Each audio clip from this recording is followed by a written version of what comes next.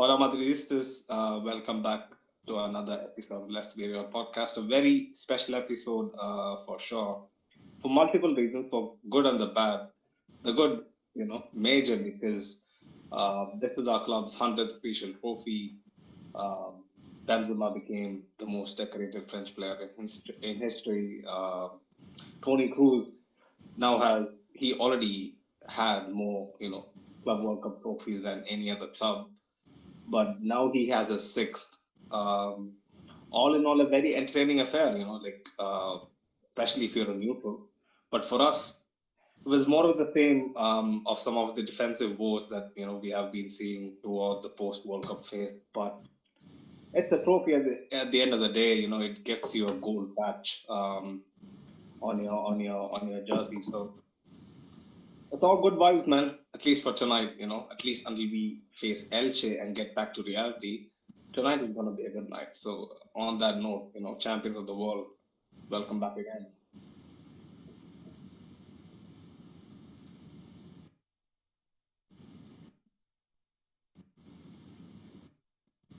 Oh, you did it the other way, and then you didn't tell me. So you did it on purpose.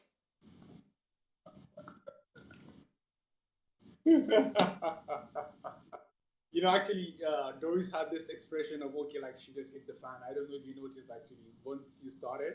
I I have noticed no that idea what she's expression. on. Okay, most likely there was a reversal of the case. It's all good. It's all good. Doris is on some good stuff. I'm pretty sure. You need to tell me that ASAP. But yeah, I guess since the intro, and the housekeeping is out of the way, let's get straight into it, guys. Coming into this game, we saw what happened on Wednesday. Even though we won the game, there were some clear and obvious, errors and shortcomings, which we are not going to actually get into again. But this game had more of the same. Talk to me, guys. How are you guys doing? Firstly, Doris and Father. Doris just completely threw me off. I'm just unaware at this point where we're going. But yeah, man, how are you guys doing? Talk to.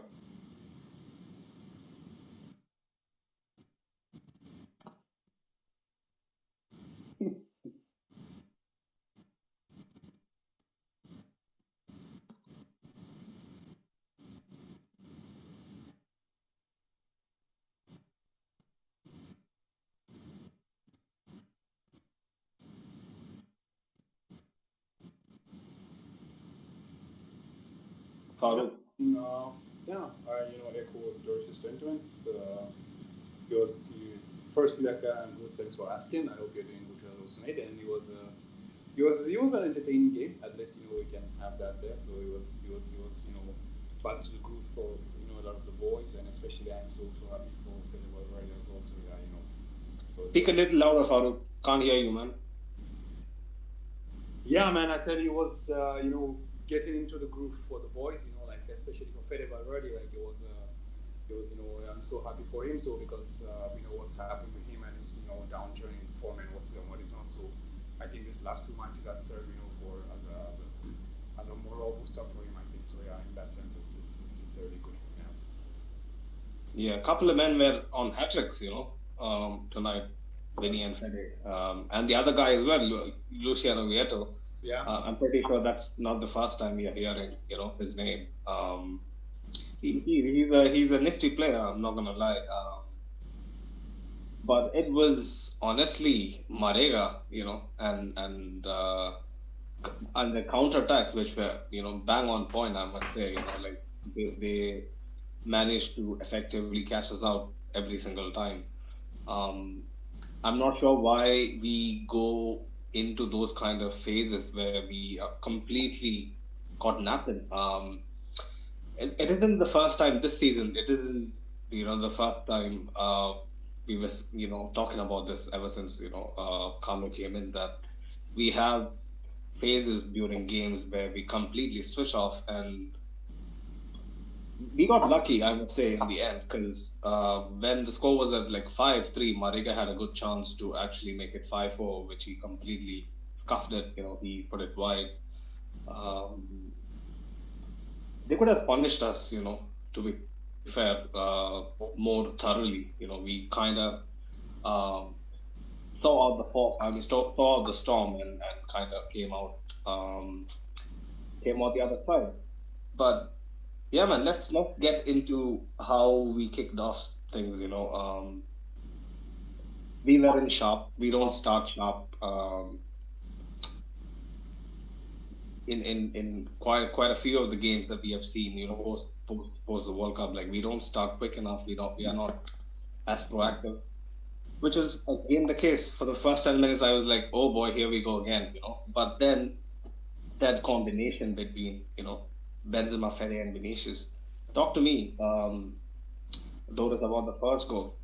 Benzema threading the needle, like the pass was perfectly weighted, just through that channel, where the defender cannot actually decide what to do. Yeah, well, it was nice to see, Valverde going out there, and he had a nice game. For his standards, he scored 2 goals, and Vinicius the same. Uh, a couple of 1-2s, and just what we needed to get started. And it was an early goal, which we are not used to. Usually take it. We usually take a while to score, and we don't score many, or we don't have many games where we score 5 goals. Doris, the audio is not me. I can hear it as well. It's Really. Farooq. What audio? Farooq, you need to mute your mic when you're not speaking. Yeah, because there is a static that keep coming in the background. Perf- Perfect. Yeah. Um, so yeah, as I was saying, it kind of threw me off. My Anyway, bad. yeah, Vinicius scored an early goal. What we needed, I guess. We don't score, or we don't have many matches where we score 5 goals. At least not lately. And yeah, at the beginning of the game, probably all of us thought that it will be easy, but it turned out not to be. But yeah, both Benzema and Vinicius scored, and Valverde. So yeah, that's all we can really ask for from the attack, at least. Mm. Yeah, Vinicius, like at least by his individual form, like yes, he has been having some frustrating outings, but somehow he manages to find the score sheet. And the first goal was a perfect example of how much he has grown as a finisher. Um, where you kind of know, yes, he's gonna miss similar opportunities. Like that's not the first time that we have seen Vinicius on that left hand flank, cutting in and trying to either dink the keeper or slot it, at the far post. But Vinicius now has that knack, to be truly honest, for finding for actually finding the goal, because it is not a coincidence that this man had scored 20 plus goals last season and scored in the Champions League final as well. The finish, that is a true poacher. Like yes, there is so many aspects of Vinicius' game that needs to be finely polished. Finishing has improved quite a bit, and I'm actually, the more I watch him this season, I'm actually believing that Vinicius has completely stepped up his finishing game. But yeah, then we quickly score another one, a bit more fortunate finish. To be fair, the technique behind it, I can understand the technique. Fede with a volley, which took a deflection, and that kind of also ended the Carlo remark, of uh, him actually having to rip up his coaching papers. If a guy like Fede can't score 10 goals a season, and he has got there, in February. So it was kind of nice to see, the bromance on the touchline as well, because for the longest time I could see that the camera was panning on Fede, and he was looking for someone, and it took me a second to actually kind of digest it, and then I was like, yes, looking for Carlo. Yeah, before I come to you, Farooq, there is Demelsa Villafranca in the chat. She says Real Madrid, the best, absolutely the best. Um, I guess we can even add a gold badge to it after tonight. It completely makes perfect sense. But go on, Farooq. Talk to me about Fede, man.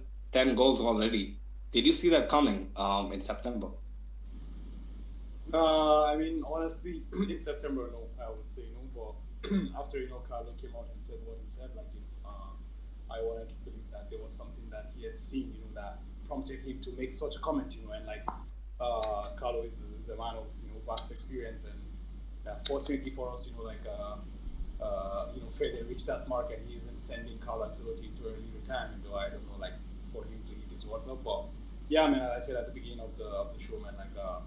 Props to Fede, man. Really, as you said, there was a bit of element of fortune there, but that's how football is, man. Like someone has, someone's misfortune is someone else's fortune, so that's how it goes. So yeah, I mean, it was an instinctive finish, one-time finish, a bit of deflection here and there, and eventually it was a goal. So yeah, credit to Fede, man. And honestly, like I really wish, I pray and hope that this is the beginning of going back to the form we saw early in the season. Not Yeah. yeah, it's a moral. You could see from his celebration that it was kind of liberating for him. Exactly. That's what I felt watching him. That he kind of felt like something rejuvenated in him, and I was so happy to see that. Yeah, man, big up Pele. Second goal, back to back, and then not the unthinkable, but the very very thinkable happened. There's some sort of echo. I don't know from where that is, because I can hear my voice sometimes echoing back to me. But yeah, after that, the very thinkable happens. Left hand side wide open, quick free kick. Everybody dozes off. There is there is no sense of conservatism. Literally caught in no man's land. Rudiger tried his best. Marega is someone that even the most physically imposing, even the most agile, quick defenders, will actually have a hard time to deal with, because man is a menace. If you combine brute force and incredible acceleration, that is Marega. You saw on that goal, there was like at least 3 people chasing him, and they had no chance. I couldn't believe my eyes, because I posted in the chat, like, is this FIFA? Because man is on skates, like he was gone. He was gone. Doris, talk to me about the about the defending, man. Like, can we even break it down, because it was so quick and our players didn't react? To be honest, so many things happened in this game, but one thing we could take from this, that all 3 goals were preventable, and I was actually surprised that they didn't score one, which Lunin saved, and it could have been 5-4 and not 5-3, and that says a lot. Like, as good as our attack is, our defense was at points horrible, and at points really good, and I feel like there was no balance. It was just a mistake, and then a mistake, and then a mistake, and it is what it is. Like, it happens, I know, but you would expect more from this team, I guess. And Rudiger, 3 goals is a lot. Yeah, absolutely. I completely agree that the defense can be very funny sometimes because sometimes it looks very solid, very composed, and then all those composed sets just crumble. Like one after the other. It's just funny to watch. But Farooq, we're gonna get to Rudiger, yeah, because I have a monologue on Rudiger prepared. But Alaba, man, he was culpable for two goals on his side. What is it with him being so out of position? Like, do you think it is a matter of Kamavinga actually having to play left back, where he has to kind of marshal Kamavinga, like kind of mock train him and kind of be stepping up to cover for Kamavinga in case something happens? Is that why he's so out of position, or is this just what we know that Alaba does? Actually, that's the thing. I've always said this before. Also, I feel like Speak a little louder, Farooq. Yeah, you uh, were very loud when you started, but the previous time it was very. Now it's fine. Now it's fine. okay. So yeah, I mean, I feel like sometimes we always forget about the team we are watching here, man. I mean, even Saint Ike Casillas actually has won the Zamora Trophy throughout his history, stay in La Liga. I mean, even when we won the league with Mourinho, we didn't have a Zamora Trophy as well. And even Casillas' Zamora Trophy is like 30, 35, considered 30, 35 goals. Anyways, the point I'm trying to make here is that the way our team has always played, even from the beginning of time, be it Ramos, be it Fernando Hero, be it whoever is there. I mean, even bring the rebirth of Maldini to come and play Maldini Baresi. If they wear a Real Madrid shirt, the way that it's been asked of them to play, irrespective of who the coach is always going to lead to being out of position. That's what we see with Rudiger. Even Sergio Ramos in the past has always been caught out of position, but the speed of Rafa Varane was something that always covered for that. You understand? And the aggressiveness of Pepe also at other times also covered for that. But now we're playing with more, how can I say, like more aggressive center backs in the sense that David Alaba is a player who loves to, get on the ball and be progressive with the ball. Rudiger is a very aggressive center back, so he's easily drawn out of position and what is not. But one thing I always know is that why I really don't, bother about these things is that Real Madrid's team has always been built on attack, not on defense. The defense has to cover so much space that it's always going to be out of space. At least that's what I've always known. We're always out of position, almost always. But my question, that's a fair point. Like, I completely understand where you come from, right? Like, Farooq, like, we are not alien to how our defenses tend to look, but clearly know that Rudiger is a very aggressive defender. That is the only way he knows to, actually defend. So Alaba being, at least on paper, the more experienced, level-headed defender out of the two, should be a little more conservative compared to him, right? Like, But that's the point I'm saying to you now. It's not about the player; it's about the system. It's not about the player. This is just. It's not about being level-headed. That's why I gave you, even more, traditional centre backs in the history of Real Madrid. Be it Ramos, be it Hugo. You understand? That's why I name check them so that it's not like Alaba is like the best defender that ever played in the history of Real Madrid. No, Ramos played in Real Madrid for how long? Hero played for how long? They also all played with goalkeepers in the back, and always we had cheaty. I mean, we could win 19-0. I mean, we could score 90 goals, a goal every minute, but we will still concede 45 goals. This is a given. This is just a given. Like the point about defensive solidity and all that, like the way we play, how much we put emphasis on our attacks, actually leads to our defenders being out of position always, always. So I'm just about obviously Rudiger is a whole defender because I personally felt like Rudiger was the worst player on the pitch today. But I'm just trying to say about David Alaba, like in my opinion, it's not about him itself, but rather it's about what he's been asked to do in the system. He has to cover so many spaces that he's always going to be caught out of position. At least this is just what I feel. so unless we can kind of battle it with pure athleticism or like pure pace and power, there is no other way, yeah, that we can actually go around it. Unless, like under Carlo, I mean, That's the system point. he Like that, employed. you have to. I mean, it's unless you change the system to that suits what you're looking for. But what I'm saying is that at least for me, since I've started to watch Real Madrid, like that's how it's always been. I mean, and it's fine because we win. That's the thing, and we play exciting football at times. Obviously, not with we always It's a very you kind of make me retrospect right? Like Farouk, because I've seen so many comments from fellow fans where they actually mention our midfield kind of being lopsided. Um, like Kroos and Modric can't actually defend proactively, being the reason why our defense gets so overrun. But if you actually go back to our teams from like the early 2010s, where Mourinho was the coach, we had like a double pivot most of the time, right? So there was Khedira, there was Xabi Alonso. Those guys weren't exactly helped by the defense either, and they had you could argue they had a higher uh, um, level of defenders behind them, like in Ramos, Pepe, and a young Varane. So I completely understand the fact that this is something that we, I guess, have to live with, because asking for top class defending sometimes might be a bit too much, I guess. I mean, you misspoke there. It's not about asking for top class defending. They're top class defenders. They do top class defending.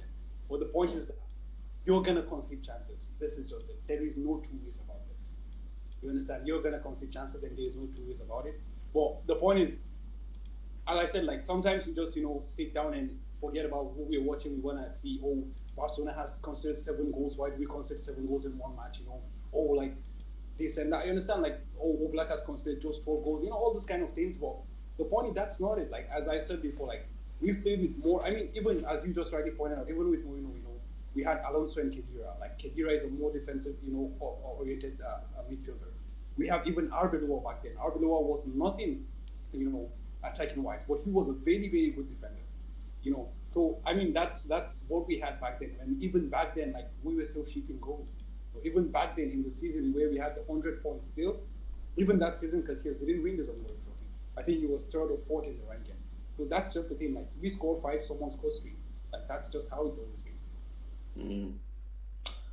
Well, yeah, the first goal from Hilal was kind of like I didn't even know what was going on until they kind of rolled it back and showed the replay. Like a couple of minutes later, there was a quick free kick. Like it was insane. Yeah, but actually, Sunil, for the first goal, like Yeah. obviously 100%, that was just like a lack of this put from us. Like I don't know if it was arrogance or anything. Like I felt maybe because we were in the groove, maybe because we were in the groove, we kind of slept up. But I mean, at top level football, I mean, even if you're playing 5-a-side in the park, I mean, even I'm the coach, that should not happen. Man.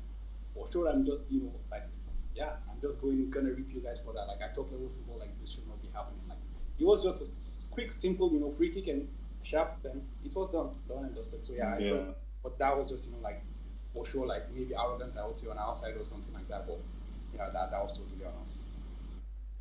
Like I don't know. The players were actually looking like they actually woke up from a sleep. So it was funny to watch. It was funny to watch. Then Perry had a good low bending cross to Benzema, which like he should have actually put away. Was that the chance that? No, that wasn't the chance he finished off. I remember, like, yeah, Pere actually had like a couple of good balls. Like you kind of what it made me think was the Champions League finals assist was actually intentional because he has a knack of actually drilling in low crosses into the box. These guys should be doing more of that, and you see the difference. Yeah, when Rodrigo is playing alone as a CF, nobody does that. Nobody does that. When Benzema is actually in the middle, people have that extra inch of confidence to actually try something like that. But yeah, man, Ayube Elu Mami in the comment section, he says, "Viva Morocco! I am from Morocco, North African. Hala Madrid, Kama Vinga Nacho Carvajal." Okay, the rest I can't actually understand, but big up you, man, Ayube. Ashik is back. Ashik is back in the comments. He says, El Rey del Mundo, baby, champions of the world. Well, it's a good night to actually sing, but I wouldn't be too ecstatic past this day. And I must admit, actually, if you guys remember, early early last year when we actually won the Super Copa. It was December, I guess, of 2021.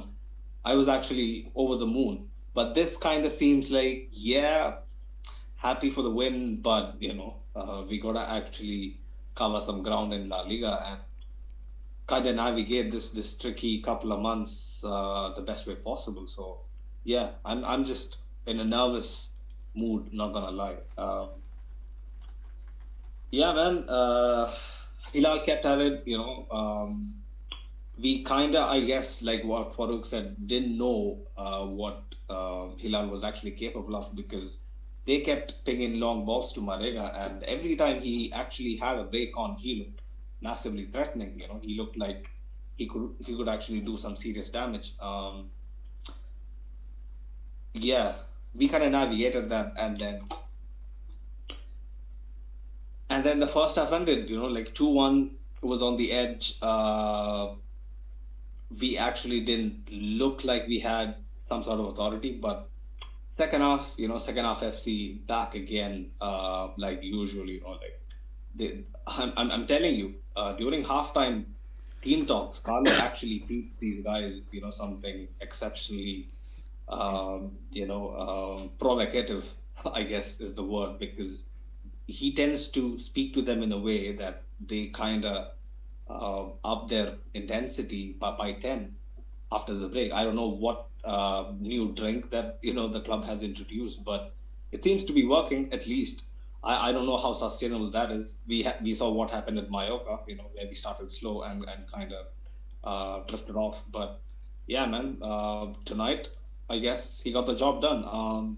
Ashik also says Hala Madrid, shisha, Turkish coffee, and Real Madrid world champions, and got to see both my nieces in the same day. I can die in peace. Well, happy for you, man. Hope you had a good day. And Lolo Lol is back. Vinny Goat, he says. Absolutely. Vinny has been really good tonight, I'm not going to lie. A constant threat. But yeah, man, moving on to the third goal, we scored.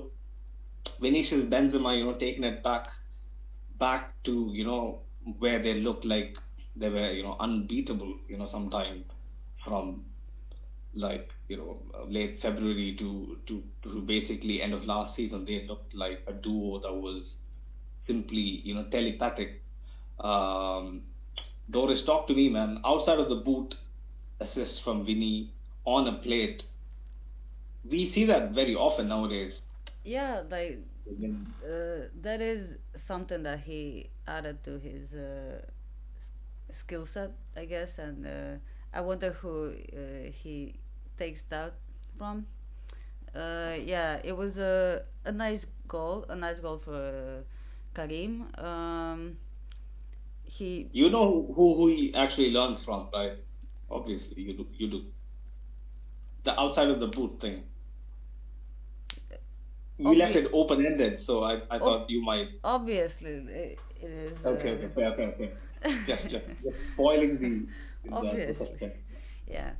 Uh, it was a great goal, and I mean Benzema scored all we can ask from him. Really, we probably all thought that it was kind of early for him to come back, and I wondered if he would even be needed for the final. I mean, The very first chance he had, I don't remember who squared the ball to him. Like I think it was Danny Carvajal. Basically, it was a tap in again. I think under the 10-minute mark in the first half, he didn't even get his feet sorted. So, like I was like, why is this man being put through stuff like this when he's clearly, like at 40% sharpness?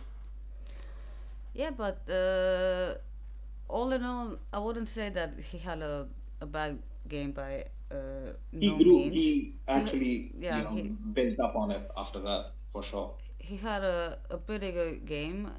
I mean, as long as you score, you pretty much did your job. It's the defense that we're probably all the most, concerned about. I just hope that he's healthy, for next game, and that no one got injured, And that's also my question after every game, because it seems that after every game someone seems to be injured. Did anyone get injured tonight? Anyone after the game feeling something? Chouameni, I think, is the big Yeah. worry at the moment. It didn't look good. There was also a similar incident before he actually went down that concerned me. You know, Casemiro Which had one? this knack, like to be avoiding yellow cards, avoiding referees, avoiding fouls, avoiding injuries as well. For the large part.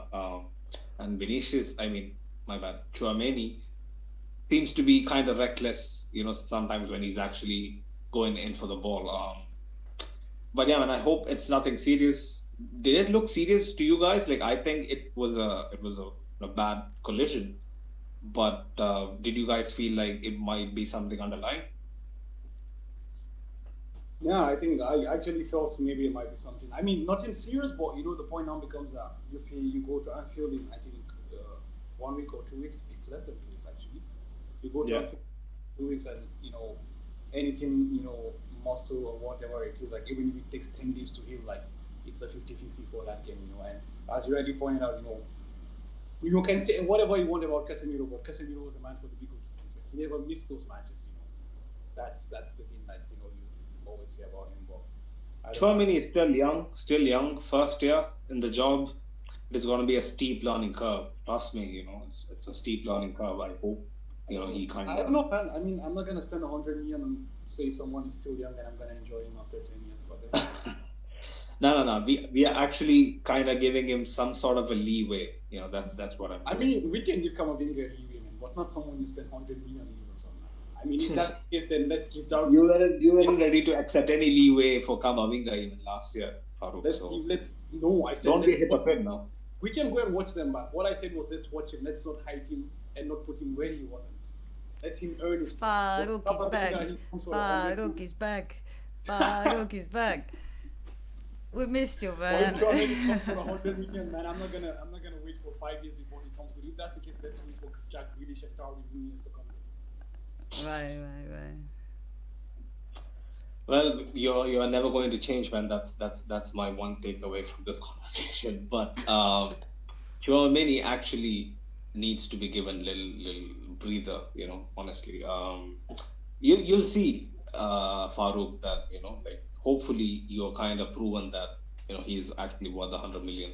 I hope that's the case. And I'm not here's saying a good game. I'm talking about his availability right now. If he's good and he's worth 100 million pounds, but he's not available in the biggest matches, then why am I paying 100 million? I'm not paying 100 million to play against Mallorca, man. I'm paying 100 million to play in Anfield, in San Siro, at the Camp Nou. This is why I'm paying 100 million. I mean, we lost to Mallorca while but then Yeah. I actually completely understand the sentiment, but it is actually a little too harsh to be kind of like piling on him. I know that you're not piling on him, but it seems like like we are kind of going in on him for actually missing games. We gotta actually understand and actually also take into account the World Cup as well, and he actually played every fucking round of it. He went to the final as well, so I'm pretty sure Chouameni will be back pretty soon.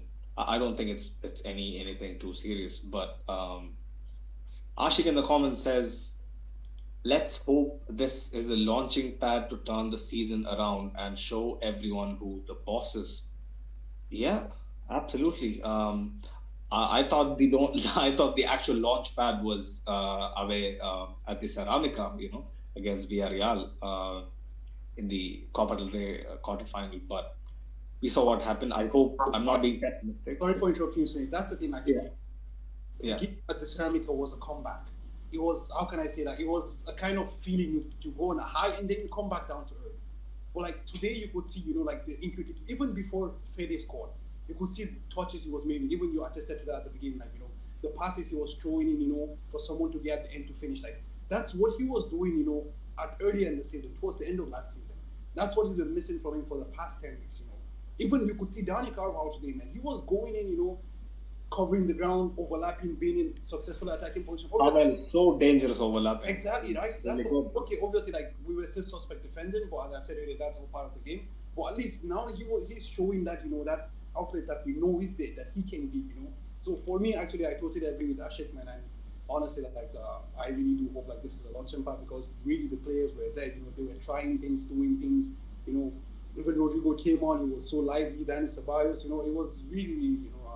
I really do agree with him. I hope that this is actually not a fall zone and this is the beginning of good things ahead, man.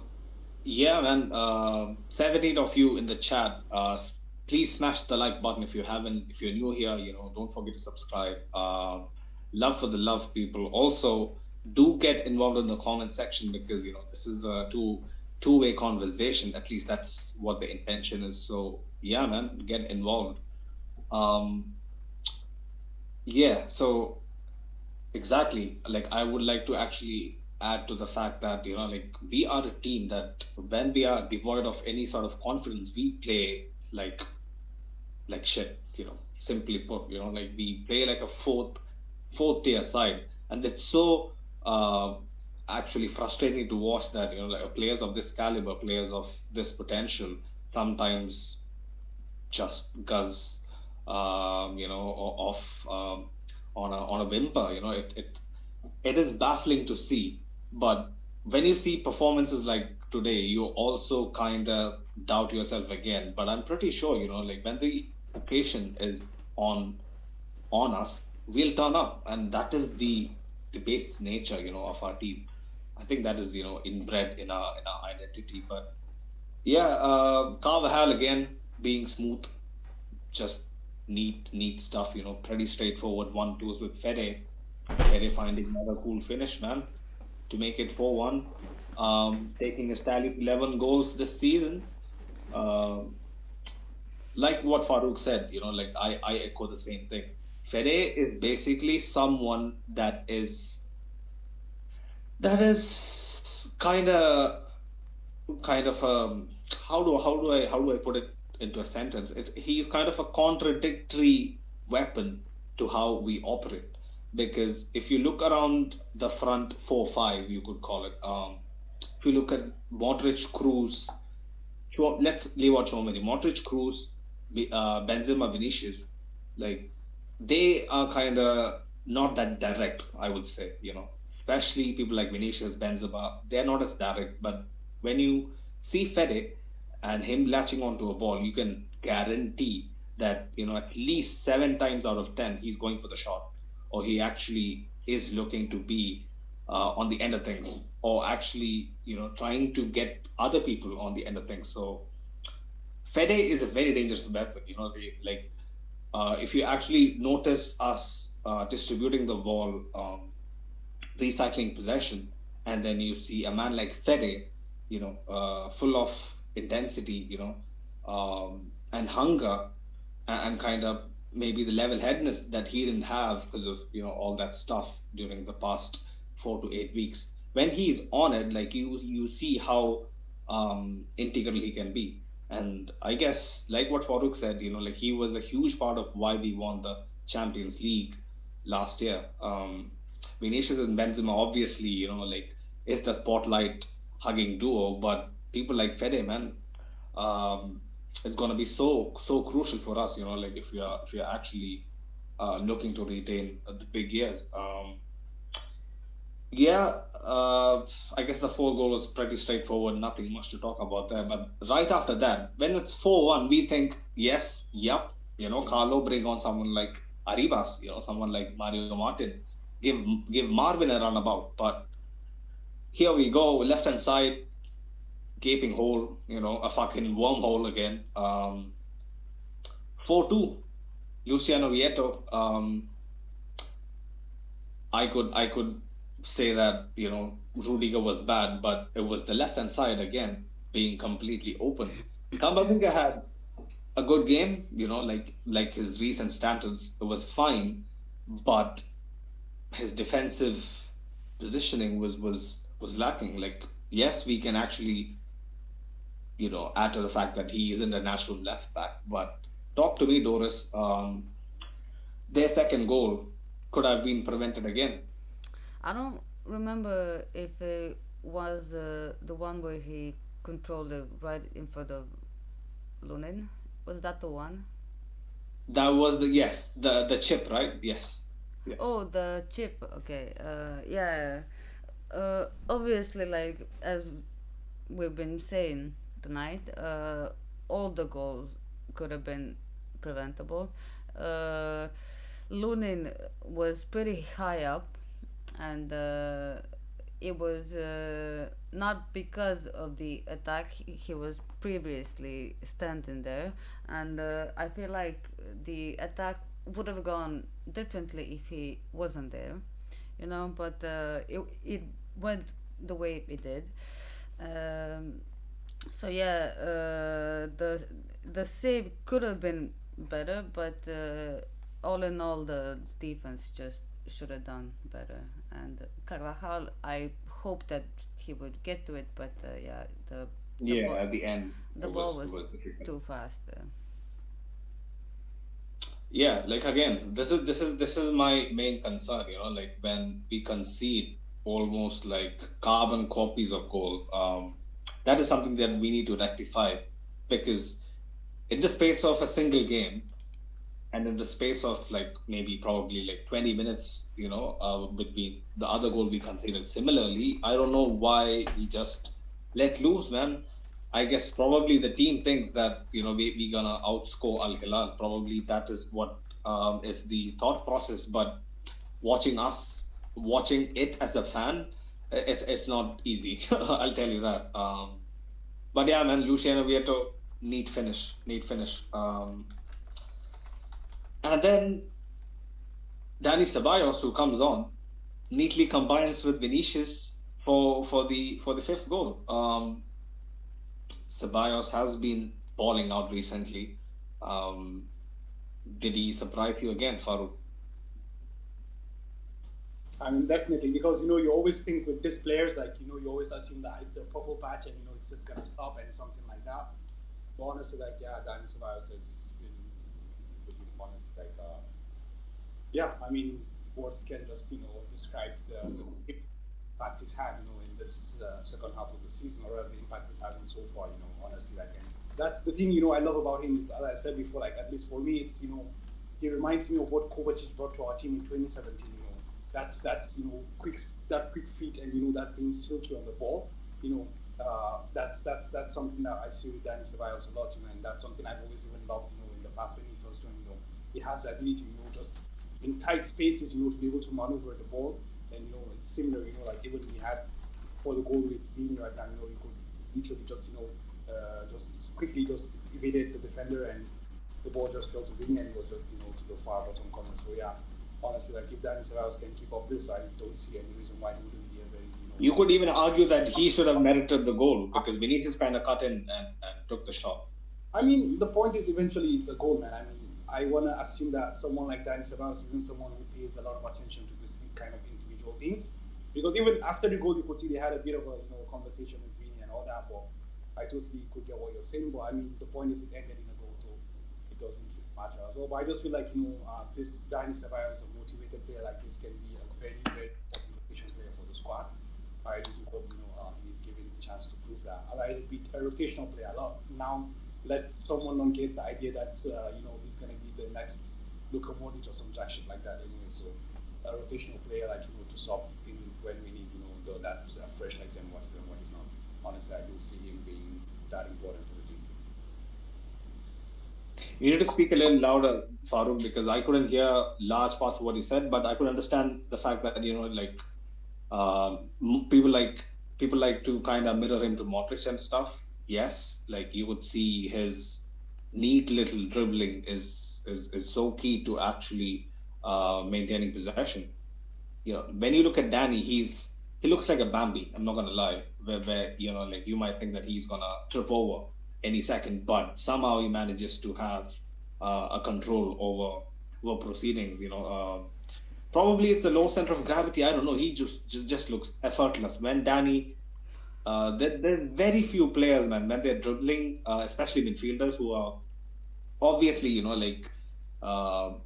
unlike your wingers, like when midfielders like Ceballos actually kind of wriggle basically between defenders. It's so aesthetically pleasing to actually watch. I can't actually describe it very well, but you know what I mean. Ceballos in play is so pleasing to watch. Not gonna lie, and I was someone who had to actually eat the humble pie if I haven't retreaded on it. Ceballos wasn't exactly someone I thought highly of, but he's slowly, turning me around completely. Um, yeah, man, Vinicius to make it the fifth. Um, he was on a hat trick. Fede was on a hat trick. It's a shame that those guys couldn't actually make a third one. Well, we kind of took the foot of the gas. Like that's what I felt. We didn't actually go for it again. We needn't go for it anymore, I guess. But yeah, third goal down the right. I thought left hand side was the wormhole, but suddenly Rudiger somehow said, "You know what? I can't completely let my mate Alaba take all the blame. I gotta, play some fair share in actually defending poorly," and he let the third goal happen.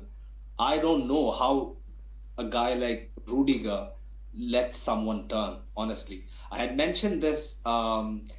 I don't remember. Was it the game against Vallecano? I can't remember exactly, but it's not the first time that I've seen Rudiger let someone turn. Um, Doris, like you see, for a man that is so experienced, right? Like who likes to actually kind of feel his um, opposing attacker. Like he basically hugs him, right? Like that's how closely he marks um, um, rival wingers or strikers or whatever, right? But when you're doing that, like, shouldn't you be a little more concerned about what happens if he manages to turn me?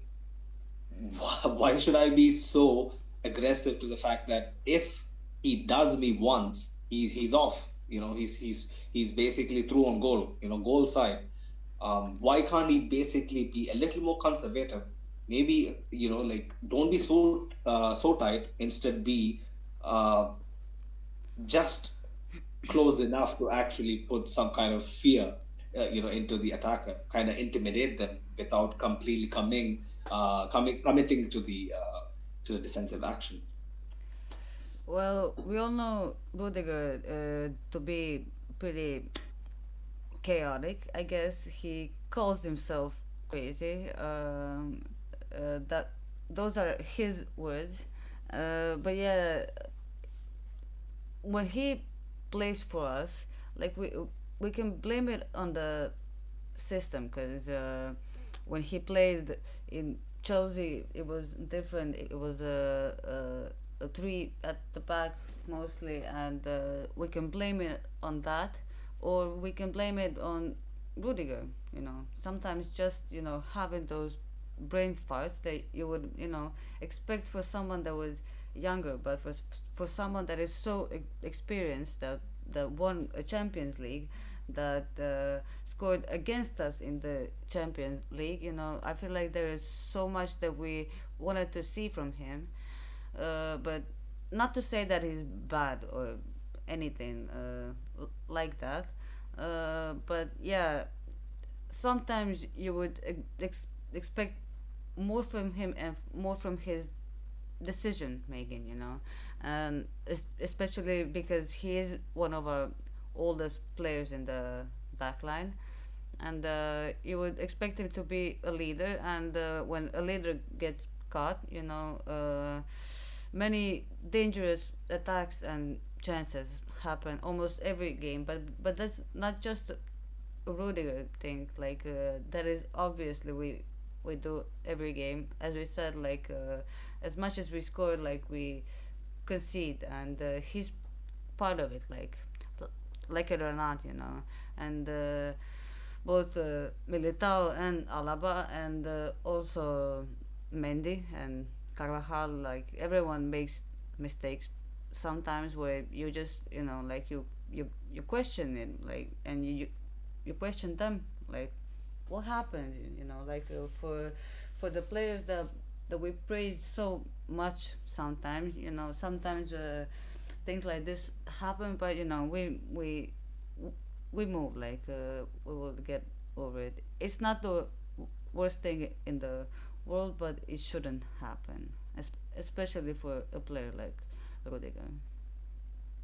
I have two questions to ask. So, um, the first question is: we can all agree that Militao and Alaba is the best centre back pairing at the club, right? Like, are you guys on with me, or you could Yeah, actually sure. even put up a poll, Doris? Yeah, Let the sure. people actually tell us, which is the, there is the Militao Alaba, there is Rudiger Alaba, um, there is Nacho Rudiger, which we have seen quite a lot. We haven't seen Nacho Alaba, this season. But yeah, those three, out of those three, I think, Militao and Alaba still, from last season, has this ability to actually see out matches much better. Farouk, like, do you think that a guy like Alaba makes it so much better? Like, I almost feel like, like if it was someone like Nacho, or not to that extent, but definitely if it was Militao and Rudiger, the match would have ended in a much worse state. Like, do you agree with that sentiment? I would say yes, most likely. But I just want to touch on what you said at the beginning before we move on. Maybe you guys can remember at the beginning of last season also we had Militao and Alaba playing together, and if you guys, I remember very well, we had lots and lots of uh, being out of position, mistimed tackles, this and that. But the more they played together, the more they built up a rapport, which eventually led to the double winning defensive partnership. But although I know like Rudiger has been here and there, and I also say like I personally believe that today he was the worst player on the pitch in my opinion. But I feel like that chopping, that constant changing and chopping also hasn't helped Rudiger as well. Now, as Doris rightly pointed out, he comes from a team that plays straight at the back. Prominently for I think around 5-6 years he's been playing straight at the back. All of a sudden he's being trusted into a Real Madrid defense where you're left to fend for yourself, because the truth is no one helps you.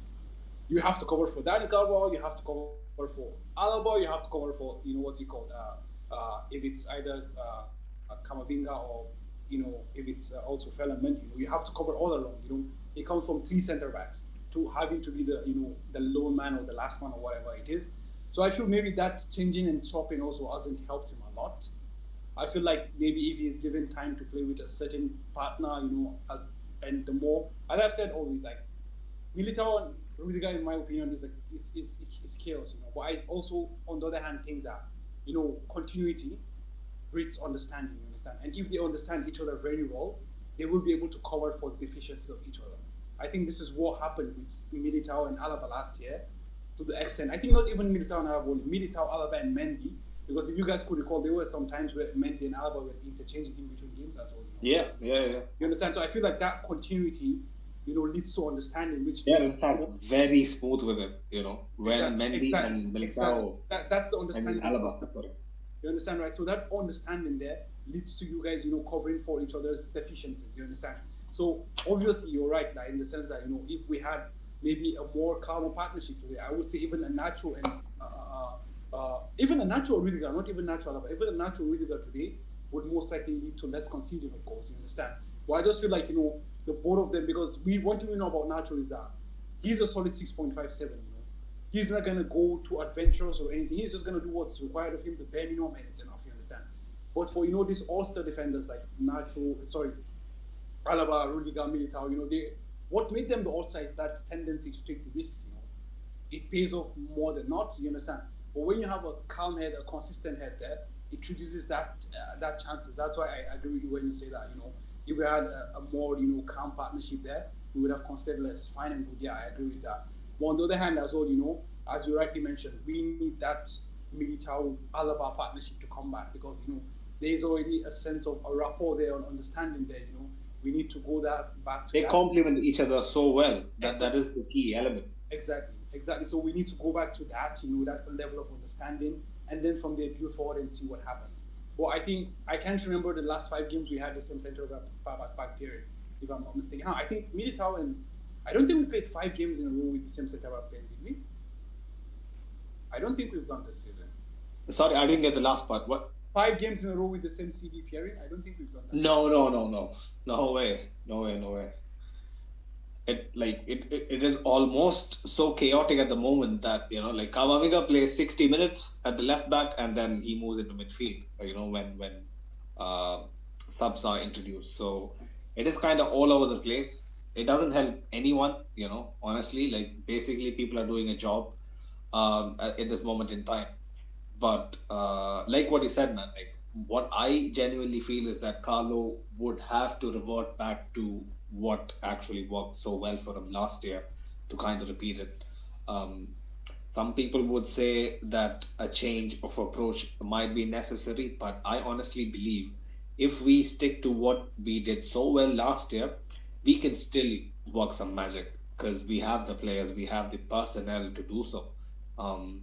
I genuinely need Mendy fit, man. I need this guy fit for Anfield and El Sadar, which is just a couple of days before we move to the first leg of the round of 16. So 2 back-to-back tough away fixtures. Like we need that solidity back. Like I am not sure if Mendy would be fit enough to face Liverpool in the first leg, but having him back, having Alaba back, and kind of having Chouamini back, hopefully will kind of fix what's going on, because unless we kind of shut up shop at the back, like I don't see, regardless of how excellent we are in attack, like we still need a capable defense. Like we needn't be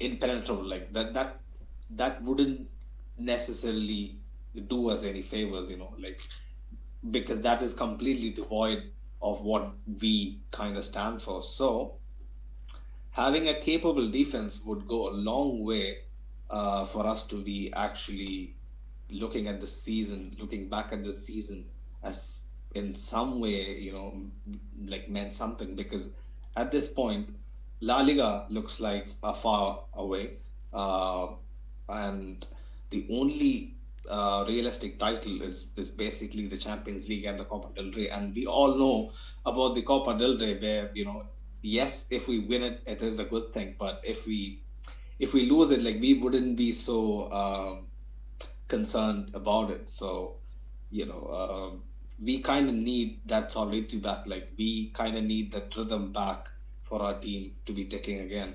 I wasn't a fan of actually giving Benzema the minutes he got, like 60 minutes in a game away at Morocco, in a game that was of a different intensity to the one he's coming back to, against Elche at home in a few days.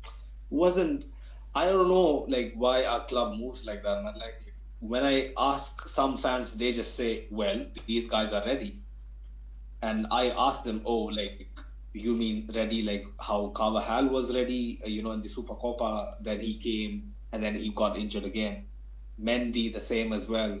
So I don't understand why there isn't enough measures taken to actually protect the proper, the main Gala 11, for the most important second half of the season. Like, I don't understand why that keeps happening. There needs to be someone that is telling the backroom staff that, like, if we can afford to actually field someone else rather than Karim Benzema up front against Al-Hilal, like, we should be doing it, or like just leaving him on the bench or bringing him on for the last 20 minutes or so, like when people are tired and people aren't so pushy about the narrative of the game, right? Like, I don't understand it, man, honestly. Like, that needs to change. I don't think that'll change, because we operate differently as an institution compared to actual football clubs. Like, we are unique. It can be a good thing and a bad thing, so I guess it is what it is. But Ashik says, capable defense, question mark. We need a defense first. So far, we have opened up our back line like the Red Sea, and Moses wasn't even around to trigger that.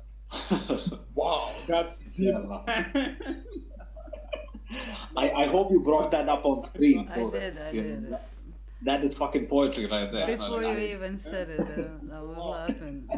I need to read this. I need to read this myself. Holy shit, really good, man. yeah, Comedy gold. Ashik does some serious research. Like Yo, I need to. are you sure you just took Turkish coffee, nothing else, man? I think he has. He's operating on some level right now, man. Farooq, you should be familiar, so like I That's why hope I'm you- asking, man. Hopefully he didn't, You see, Arctic, Farooq is actually a Turkish coffee connoisseur, but even he couldn't actually kind of break it down. That was a nice one, man. That was a nice one. It is what it is. Yadu in the comment section, he says it's a depth issue, isn't it? I think Carvajal today was just testing his form and fitness. Benzema, I have no clue why we are rushing him back. Yeah, facts, man. I just don't get it. Ashik says everything else is coming later for celebration. I hope that's the case, my friend. Tonight is the night to celebrate, because the moment you wake up next morning, it's Elche at home. Elche, who are bottom of the table, but they're still fighting for their lives. Like if they can get a draw, it might be a huge win for them. So teams are gonna actually go for us.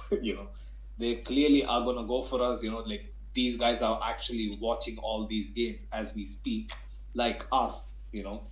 Every team that is coming in to face us in the next couple of months have been watching Rudiger, have been watching our wing backs defending, which concerns me, honestly, Like, when I speak to people... Tonight, before we move on, can I just ask a question? Yeah. Actually, right now, we're talking about Karim Benzema playing in Liga. So I just want to pose this question to the panel. Maybe Doris, you can feel free to answer as well. Like, would you guys rather Benzema be kept fit and played at Anfield, or like him building his form gradually? Because I kind of feel like it's a double-edged sword. What's happening right now is that Benzema doesn't play fine. He's fresh for these games. But then what about the form as well? Because as we've seen, if you guys could recall as well, at the beginning of the season, he was injured and then he came back from injury, and it kind of took him a bit of time before he got into the groove. You understand? I don't know if you guys could remember that. So I kind of feel like, on the other hand, like, you kind of feel, okay, let him come and play 50, 60 minutes here, play 50, 60 minutes, at the in the midweek, you understand, to build some kind of, momentum. Obviously, like, you're going to try to manage his minutes, or would you guys just like, okay, like, momentum is shit, just throw him into the, the dead end at Anfield, right? He's fully 100% fit. I don't know, what would you guys choose? I'll let Doris go first. Sorry, I was distracted a bit. Doris, you gotta be honest with us, right? I am Be honest honest with me. with you. That's why I said that I was Because distracted. you completely look off the I'm sorry. off the script. I was reading. Yeah. Excuse me. Can you repeat the last part, please? Sure. I was saying, like, would you rather have Benzema, gradually? Oh, right. Yeah. I was listening to that. Sorry. I I apologize. Anyway, my answer is the same as yours. Like it is a double-edged sword, and I'm not sure if we can really trust our our players, and we really need the points, but and the points are the most important thing right now, and I feel like some people and some fans have already let go of the fact that we could win the Liga, and I don't really want to see that happening yet. So I want to see everyone at 100%, and it could cost us some points, and even if he goes to Anfield, nothing is guaranteed that he will come 100%, and in what kind of form he will be, so there are many risks to all of that. He could get injured, we could miss him, he could come out in bad form, and yeah. a lot of things can happen, and I don't know if we can really trust Mariano, especially now that he's injured, even though he's not even playing. But okay, uh, Hazard the same, even though also he's not a nine. Um, with everything that's The only happening option with is him. basically Rodrigo and Yeah, Mariano from the bench. So it's not gonna work. Like in my opinion, at least. Like I kind of agree to what Farouk says because it is certainly a double-edged sword because you can't risk him too much. You can't not risk him at all either. So you gotta actually make sure that Benzema, like most confidence players, like they needs to kind of like get into the groove.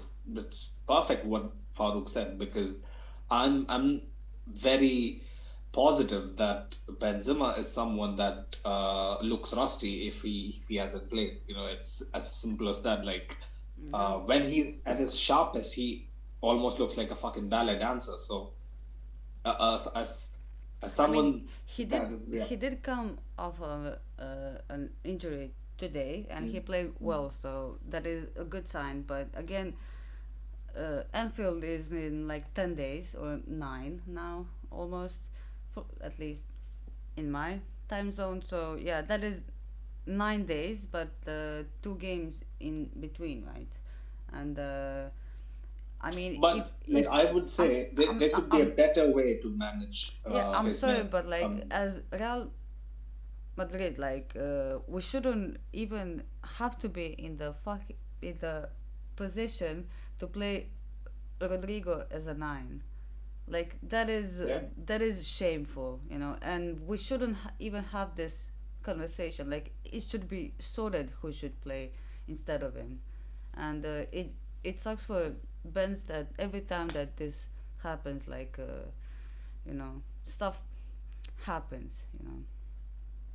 absolutely. It is not fair on all of these players because the fixture list is so congested. Like I'm pretty sure that their bodies can only take so much because like what I think Rafael Varane said last week. Like playing at the top level, it's like you're in a washing machine. I completely agree to his sentiment. It definitely is like you're in a washing machine because every couple of hours, every 2 days, you're spinning and you don't even have the time and space to actually process what's going on. So and it's even worse for people getting injured and coming back. And yeah, man, we don't do these guys any favors. That's the reason why last year's double was so special because it was just against odds like these. Now you see, when you add like a couple more competitions into the mix, how thin, how skim our squad looks at this moment in time. Like and no signs of a winter recruitment, in the background. Um, Carlo reportedly wanted signings, but the board denied it. It looks like in the summer, I think Jude is gone out of the picture. That's what I think now at this moment in time. Mbappe isn't coming as well. So again, the club is gonna go for a low-profile window, involving someone like Fran Garcia. But I honestly don't see, without actually adding some sort of a striker in some capacity. Like you don't need someone like Haaland right away, but at least a stopgap. You know, like even a quality stopgap in this market, like Kuala Muani is quoted to be like north of like 80 million. Kolo Muani, like who's actually being pretty good in the Bundesliga, who actually had a very good, like last 30, 40 minutes against Argentina in the final. Like I've seen him. He is a very versatile forward, can play on the wing, pretty two-footed. But you see how the market is like. You got to actually move smart. Our club is in the position where either we sign young Brazilians for like exorbitant money, or we just completely disregard a transfer window, saying that I we mean, can't we just spent take like the risk. a lot of money on a 16-year-old, and that says a lot because right now we cannot even think about spending 80 million, if that's what you said, on a substitute to Karim. Like, that's not gonna happen. I can tell you that right now. And the range is too high, and the money is too much, and the board, I guess, put all the trust into a 16-year-old, because that is a lot of money, and I really doubt that they will splash on a substitute there. But I do agree that we should get one, and there are many players, in the lower range, in the lower millions, that we could get. I mean, we have pretty good scouts, and I hate the fact that every player that everyone thinks about seems to be around 80 to 100 million. Like, we just need a substitute, and I guess any player right now is better than Mariano. Ashik says in the comments, Elche will bring the A game they always do against the mighty Real Madrid. We are not some posers from Catalonia. Facts. He also adds the players have to be in peak fitness condition with matches coming left, right, and center with very short breaks. He's also talking about City going through a shitty period. Well, I don't think anything will happen to City, man. To be honest, it'll be just a tap on the wrist, and it'll be happy days all over again. They're not gonna get relegated. The titles are not gonna be stripped off or anything. City is definitely safe. It's under Premier League's best interests to protect their biggest club, at least in the modern day landscape. They are their biggest asset. So I don't think nothing's gonna happen to City. But yeah, man. To Doris's point, it is kind of at a point where I can't basically feel any emotion when I hear stuff like the club is kind of being passive with signings. Like not actually going out there and getting someone to fix the current lack of attacking options. But Farooq, this is the other question, right? Like, yes, there is a bracket of players that we can't realistically pursue, right? Yeah, Ryan Chuck is a good shot, but is he a striker? He's not a striker. He's some sort of a cam or a false nine, or I think he can even play the M position as well. Like, I'm not sure he's a good striking option, but Farooq, there is a bracket which we can't approach, right? Like, we can't compete with oil money, NFL money, those kind of shit. Like, we can't just compete on the same table. But the other bracket kind of has a mixture of uncovered gems or proven veterans who are definitely past it.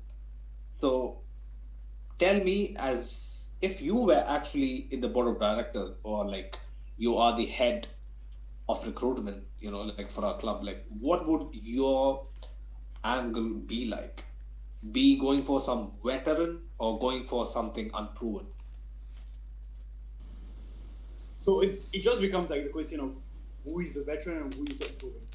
I think actually Doris brought up a very, very fantastic point in the sense that when we come to the striker, for example, I mean, let's talk about this based on position. For example, when you come to the CF position right now, Real Madrid has invested a lot on a 16-year-old. So, I mean, it's going to be, I'm going to be, I don't know, unrealistic if I'm expecting the club to spend under 80 million on someone to come and be a stopgap for Benzema. You understand? So, in this case, it makes sense to go to the lower reach of those veterans you're talking about. I mean, at this point in time, when you talk about this, I'm thinking of someone like RDT, for example. Although RDT has been off of it this season, you understand that's something. I mean, for example, another French player which we might throw into the mix is Marcos Thuram. Marcos Thuram has 1 year left on his contract. He's going to go for 20, 30 million. You understand? And he's also very versatile. He plays through the middle. He can play on the wing, right and left wing as well. And he's a very physical player as well. We don't have to even go to the Colo ones and all that, you understand? So maybe these are. But do you think our club would move in a direction like that? Because honestly, personally, I can't. Obviously, the club is not going to do this, because if the club was going to do this, like Nkunku was sold to Chelsea for 55 million, right? This is something very doable. I mean, at this market rate, a player like Wasn't 45 million? Did you say 45 million? 55. Wasn't it like 100 million Nah. in total? Nkunku moved for 55 million pounds. I think the add-ons add up to like 100 million, bro. But I think it's some shit like winning the Champions League, winning the league. No, I don't think so. Because if that was the case, then he would have broken the record of Modric. Modric is the 100 million player, like, and he is the most expensive with. Enzo Fernandez was the most expensive with 102, and before that there was Modric as well. So like he's way cheaper than those. I think Modric and Nkunku has very high add-ons. I'm not sure. I think that is the case. I don't think Nkunku has that much because Nkunku has also 1 year left on his contract after the season finishes. So he's not like in a very, very like. I mean, obviously he's highly rated, but because of the contractor situation, like it makes it much more easier to bid. But I'm just throwing out names out there. Like that's the thing. Like I mean, obviously we're not gonna go and spend. I mean, I myself personally, and even I've said it with Tchouaméni as well. Like I wouldn't spend 100 million on Tchouaméni. Why? I mean, where do I find the money? Like it's the same thing with Darwin Núñez. It's the same thing with Modric, Enzo Fernandez. What's the name? Jack Grealish. It's all these guys. Like I mean, they're not fucking worth that.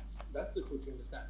But the point is, Real Madrid, as you said, cannot compete with the billionaires. Cannot compete with the states. It's not possible right now. You understand? So the thing is, okay, investing in the youth is fine, but there should be that plan B there where we can get the veterans to do the job for 1-2 years and they can move on. You understand? Be it if it's Edin Dzeko, I don't know. Be it, as I said, likes of RDT. Look at these veteran players and just get 1-2 years out of them, and then just move them on. You understand? So it's that's the case. But then when you come to positions like fullbacks and all that, I will go for the all stars, man. Reece James for sure. Players like that. Like I mean, players like Reece, players like Trent. Those are the guys I will be looking at. The Rolls Royce of the positions. It depends on the addition to the team, right? Like if you're looking for a backup striker, obviously your standards are much more in check. Exactly. That you like. It depends on the position you're looking at. You understand? So that's you asked me this question. I said like it's not possible to answer it as a general question. It's just gonna be more position based. But the point is right now, for example, I'm not gonna go and spend money on wingers when I have Rudiger and Vinicius Junior. Like obviously those are my future. So I'm just gonna spend money on substitute wingers. You understand? Who are gonna cost much more less. So that's gonna be something that just. I mean, if you could recall in the past when even we had the likes of Di Maria and Cristiano Ronaldo playing, we had players like Jose Maria Callejon, who was just doing a job there, you understand? He wasn't the most, high-profile player or what's not, but he was doing a job. This was the club who had Higuain and Benzema fighting out for a spot, man. Like, how have we gotten to this? I can't understand, I mean, it's not even that, at a certain point in time, we had, Raul and Nistelrooy and Ronaldo on the same team, man. I mean, also, Did Ronaldo play with Nistelrooy? I'm not sure. But I mean, even at the point... I think he did. At the point, we had Raul, Nistelrooy, and Klaas-Jan Huntelaar on the same team. So, I mean, what from where to where, actually. But the truth is, as you rightly said, so that's the thing. The base of the story is this. The landscape of football has changed so much. With the influx of, state-owned clubs and billionaires coming into football. It has changed totally. Because in the past, okay, I know like Real Madrid is a royal club with the government and what's not. But eventually, we were spending in our means. What we generated was what we were spending. But right now, teams are spending money that they will never generate. Never, ever. So right now... But it's signings like Julian Alvarez, for what, 10 million, 12 million? That's just good scouting, man. That's purely good scouting. I mean, the thing is that until City signed Jack Grealish, I've always credited City's transfers as very good. Honestly. They just paid exorbitant wages, but they paid logical fees for transfers. Honestly, like compared to what United and Chelsea have done. I mean, how much did they pay for KDB? At that time, people were thinking it's outrageous. I think it was £65 million. 60 million. United spent 100 on Pogba at the same time. Yeah. I mean, you can say anything you want. Like United spent the same amount on Jack Grealish as City spent on. United spent on Anthony as well. To some extent, at least Jack Grealish is someone you can at least see something. Anthony is just he's a fidget man. He's just spinning. So I mean, that's the thing. Like you just have to look at that. It's all about scouting, honestly. Like it's all about the scouting here and there. And I don't know, but one thing we can see here right now is to Doris's point earlier is that at least for me, I've seen that Rodrigo and Vinicius are the real deal. Obviously, we have some, you can point to Kubo, you can point to Rainier, like players who haven't made it yet. But I mean, these two outweighs the losses you get. You understand? Because the point is right now, a player like Vinicius, a player like Rodrigo, they're worth much more than what you pay for the Modric and Enzo Fernandez. You understand? And you get them for half of that. So it's just, it's a trade-off. Honestly, it's a very tricky position to be in, but I don't know, man. I don't know what the answer to your question would be exactly, but It is like it honestly is like we can be like we are in a situation where we don't accept getting bullied in the market. As a consequence of that, we are kind of laid back, you know, passive, and I hate it. I absolutely hate it because there used to be a period where nobody could touch us. Honestly, I miss that invincibility. You know, I miss that kind of aura where like we go knocking, we can buy anybody. We can get anybody. But at this moment in time, it looks like there is more and more, Emerson Shakes out there who's just gonna flip the table on us because unless the European Super League happens, UEFA is not going to do anything about it. FIFA is not doing anything about it. So, like it is a place between a rock and a hard place, to be honest. That's the thing, Sunil, honestly. Like, I personally, I think, I don't know, it's just the righteous person in me, but I personally feel like football has changed, man. Football was, 11 people, just going and watching 20 people chase the ball and the person who scored the most wins. But now it's no longer that way, man. Like, literally, everything is dying. And football, as you know, it is almost gone. It's almost impossible for any, unless to repeat itself right now, it's almost impossible, it's almost impossible to have, I don't know, the Ajax of 2018 or 2019 when Ajax went to the semi-finals. It's almost impossible to have that right now because the point is, football is so saturated, man. You need to buy a backup for even £50 million, man. A backup. It's literally, I don't know if this is sustainable or if this is the new future or what is not. But I mean, football is losing that, man. Like, you don't get that, that sense of, this is the game for the people anymore. It's just the game for the rich and the rich alone, man. Yeah, Ashik in the comment section, he says, I'm going to just go back a bit to hear Doris. He says, I hope Coleman is signed by Real. Looks like Real will become the French national team, LOL. Coleman, when I actually read the links, it just didn't make sense. Does it make sense now? It didn't make sense then. I don't think it will ever make sense because a player like him, who is very good, one of the best in his position, why would he come to a place where it's flogged with wingers, left, right, and center? It doesn't make sense. He also says Arribas deserves promotion and match time, and it's worth trying some of the Castilla boys. See, this is the thing, yeah? So, like people like us, when we have a passionate conversation, even I can see myself getting ahead of, my thoughts when I actually saw Arribas like taking like 3 touches, to basically nick the perfect goal in the semi-final. And then after the game, after the post-match, when you sit down, have a cup of tea and realize what you just thought about, you kind of wonder, maybe we take, like third-tier opposition, like the Segunda, the opponents that Castilla faces, isn't up to the levels, like the first team endures. So it might need some more time to integrate them. Like you can't throw in people like Arribas or whoever, like Nico Paz, anyone into the mix without proper like precaution, basically. Because if shit goes wrong for a young kid, like hoping to actually be a first teamer, if things go awry, like in the opening, like the opening segment of his venture into the first team, like it is gonna have a negative, impact on the kids. So I guess the club is very, very cautious with how they approach, how they, introduce our Castilla players, man. It's never going to happen. It's going to be like this. And it is something that has worked for them. So they're going to keep sticking with it. That is, I guess, what we can understand. Ashik B also says, it is hard to judge whether it has worked or not because Carlo rarely trusted the youth, although Danny Carvajal was brought back to the team from the Bundesliga by Carlo in his first season. Real. Honestly, I'll be very humble in admitting that I don't know what happened behind the scenes personally, but what I think was the the callback of Danny, from Leverkusen, I guess, was a bold decision. I don't think it was a Carlo decision, essentially. Like probably someone like Zidane would have advised him. I have no idea. But Carvajal was someone who was destined always for great things. So I think it was the club's decision to actually get him back. But yeah, Ashik, he also says, and Hesse was promoted as a full-time senior player by Carlo. The major injury that Hesse sustained destroyed him. Yeah, facts. Anthony's going the route of Mark Anthony, which means abrupt and in the hands of some dude emulating Gustus.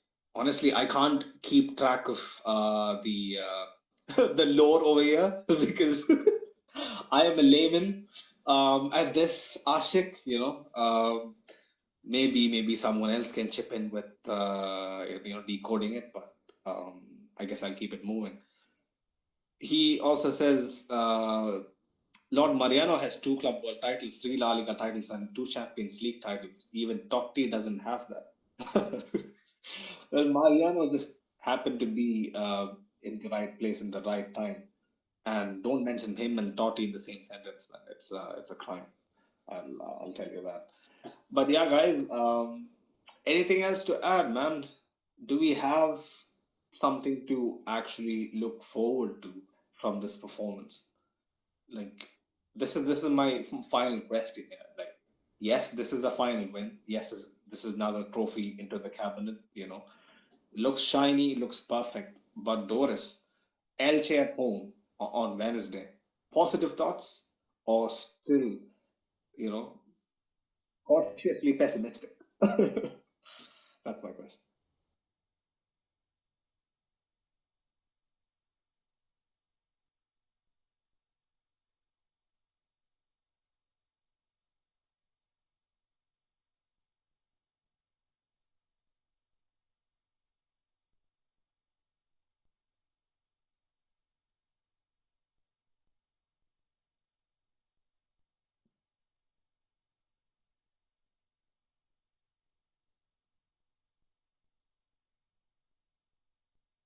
It's fine.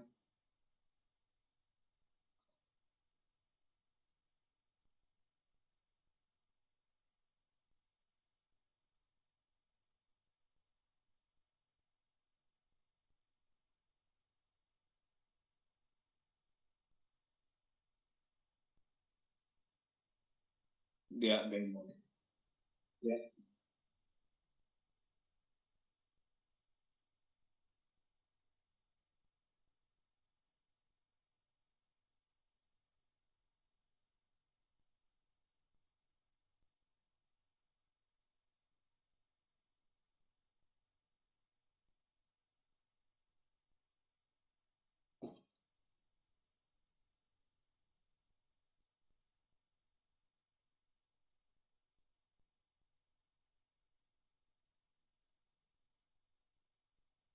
I hope he can actually get the rest against Elche. Maybe come on in the second half and do do a bit of the gradual progression towards getting back to peak fitness. That is what I think Benzema and especially Carlo should be looking at. Like managing minutes is so important, is so vital. In this point in the season. But yeah, man. Before we move on, 42 of you guys in the chat. Smash the like button, and if you guys are new over here, don't forget to subscribe.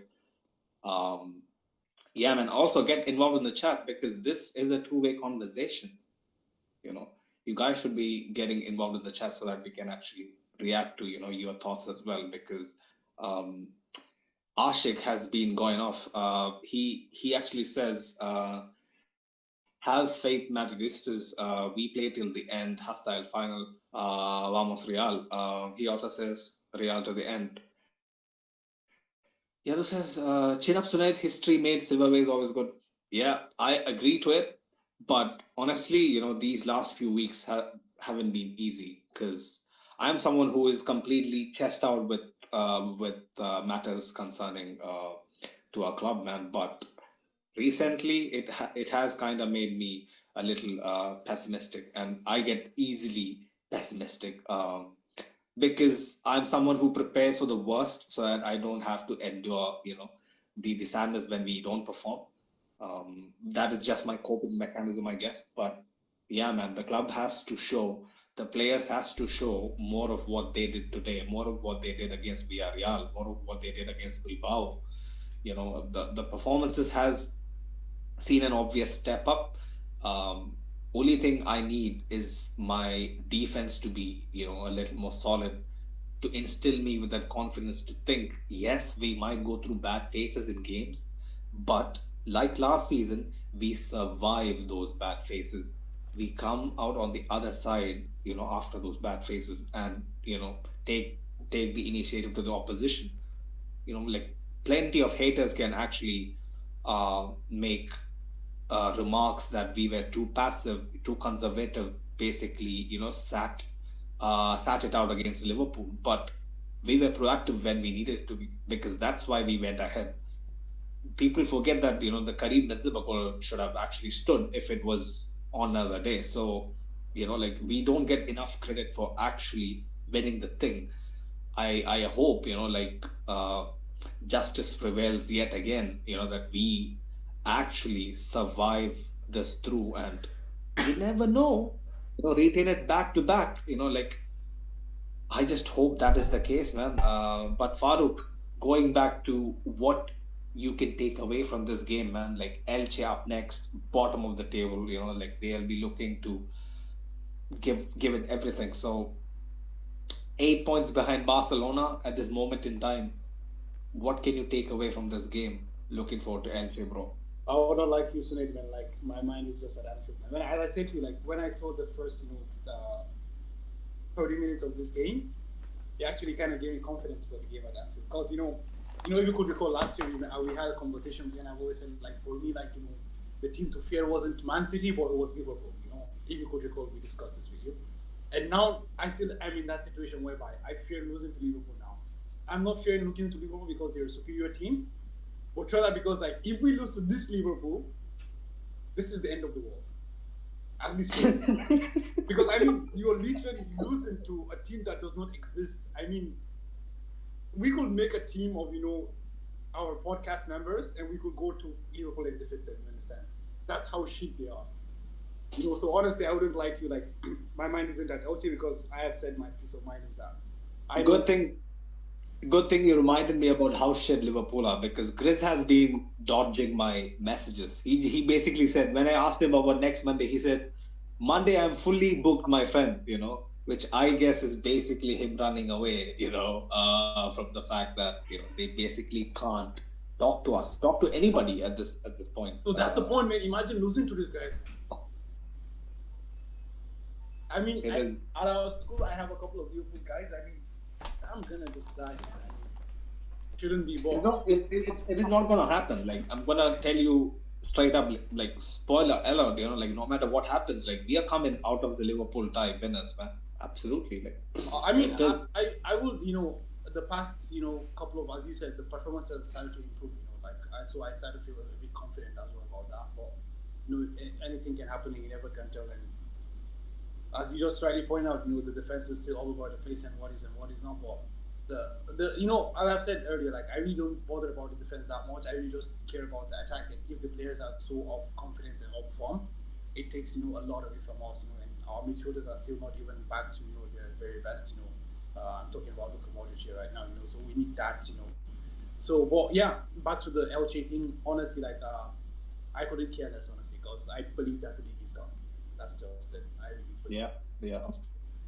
Some people just find that honesty a bit condescending. I'm not gonna lie. Like I've faced that very thing, because when we say that realistically the league is out of the picture, they think that we are being fake fans.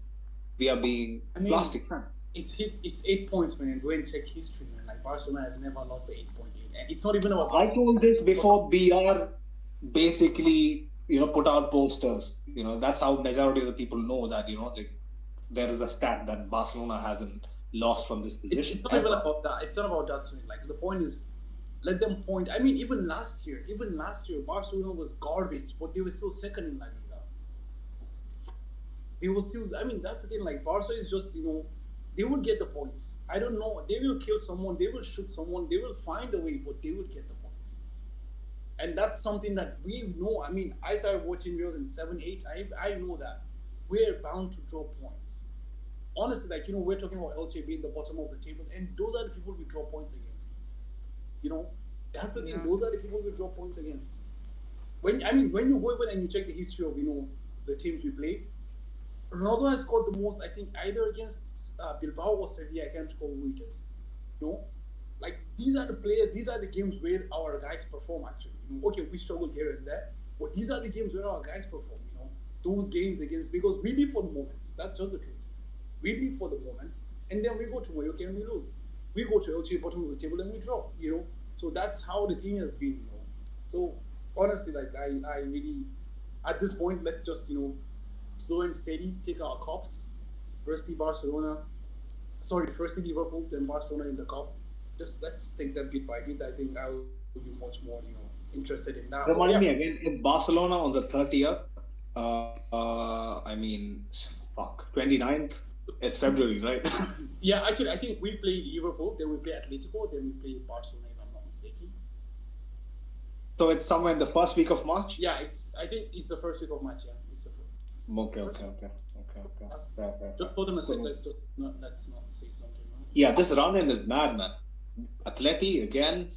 We play Oh, Liverpool fuck. March Let me 15. Let me list it for you, Snake. So on the 21st of February, we play Liverpool at Anfield. On the 26th of February, we play Atleti at the Bernabeu. On the 2nd of March, we play Barcelona at the Bernabeu. And then we play Betis on the 5th away. We play Espanyol at home on the 12th. We play Barcelona on the 15th of March. And then the 19th of March, we play Barcelona at Camp Nou. And this is the league game. On the 2nd of April, we play Valladolid at the Bernabeu. And the 5th of April, we play Barcelona at the Camp Nou again for the Copa's second leg. So it's just, that's the thing, honestly, Sunil. This is the running I will be confident about. Really. This is because I know this is the moment we live for. Okay, obviously, it's not like to try to be arrogant or cocky or something like that. But the point is that this is when our guys wake up the most. This is when our people, come to the show the most. Like, I mean, that's at least what we've seen, the past years. When you have a list of games against Osasuna, Elche, Valladolid, and all that, then you start to draw points, and then you start to draw pace in the league. But these are the games that our guys show up a lot, so I hope, that running will be. But I mean, March to April is just going to be very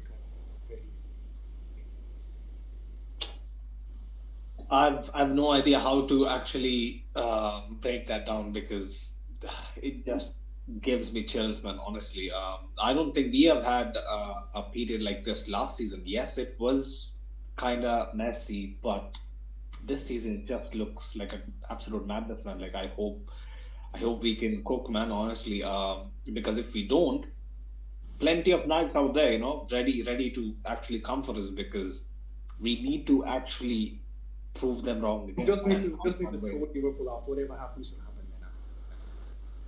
Liverpool is sorted. Trust me. I'm the guy who has the least chest. When it's in the Champions League and it's against the big dogs. Obviously, I pretend to have chest, but deep down, I kind of always respect the opposition. I do respect Liverpool, right? Not get that twisted, yeah. But the situation they are in, we are 100% beating them. If we don't beat them, I don't understand the magnitude of what is going to happen after that, because nothing like that has happened in a long, long while, with us. And these crop of players, I don't think they'll let that happen. But yeah, man, Elche looks like side missions at this moment in time. Yep. Honestly, side missions due to a couple of unnecessary points drops. Like here and there. Rayo Vallecano, it hurt. Mallorca, could have been easily avoided. It hard as well. So we could have been in a much better position in the league in February, to be honest, because this doesn't bode well for the mentality and the uh, and the morale of the team, right? Like Torres, like if we were on an actual winning run, like last season, right? Like we were on a winning run, we were top of the table. Yes, we had a blip away to Espanola, if I recall, and stuff like that. But since we were kind of comfortably atop the league, we naturally would have benefited from that kind of confidence, right? Like in big games. Torres, Yeah, is she okay? yeah, I'm here. Yeah, I was just listening to you guys the entire time, and I mean, I like your confidence for Liverpool. We're gonna need confidence, but I agree. Like they are in a rough spot right now, and honestly, with everything that has happened between us and history and everything, and even the season before this one when Vinicius scored two goals. Like we're gonna need that, and it would really suck if we lose to Liverpool. Like we wouldn't get back from that in a while. And we really need to focus on the Champions League. Like I always say, like we shouldn't lose focus on the league, but the Champions League should be our priority, and our players just need to get healthy in time. Like as Farouk said, like even if you just read out the games that we have, is Liverpool, Atletico, Barcelona, Betis, Espanyol, Liverpool, Barcelona, Valladolid, Barcelona. Like that is a lot. Like come on, like those are just in a timeline, like one after another, and all of those are like 3 or 4 days of rest, or 2 days of rest If mostly. there are any PlayStation gamers over here, it is Sekiro basically. It's Secure, yeah. unbeatable at this moment in time. The schedule looks just so daunting that it's boss fight after boss fight after boss fight, and I don't think we have the necessary tools to actually be consistent in every boss fight. At this point. But yeah, man, our club is what it is today because we have endured days like these and overcome obstacles like these, man. Like the the reason why Peter Drury, like what Ashik said in the comments, calls us a miracle club is because we turn up for these big games when people rule us out. People don't give us a chance. People don't respect what this crest and this camiseta stands for. They usually are left in the mud. I hope that is the case this season as well because people have been celebrating our mini crisis, honestly, especially Liverpool fans. I'm like, I can guarantee you that even Grizz has been celebrating, putting up stuff like, Real Madrid. What was that? I completely forgot. Real Madrid in crisis or something like that. So, yeah, basically, people are anticipating for us to have a fall down to grace, Um, we had kind of signs towards the post World Cup phase that we might be looking at something like that because it is a very hectic season and whatnot. But I really hope we can shut so many naysayers down, man, because it's high time we do. Um, yeah. Any final thoughts, boys, before we actually kind of wrap this up? Not really. Only for today. Like we had a really entertaining game. As if you were a, a neutral, it was an entertaining game. Like many goals. And yeah. Thank you, Matt. For us as it stands, like our defense is doing horribly. Our attack is finally getting better, and I hope this is a turning point for FedEx, and him getting his form back.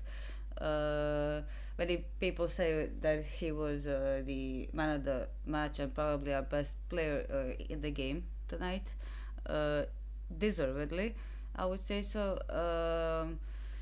2 goals for him, and if we get him, if we get further that we had in the first half of the season, it should be a walk in the park.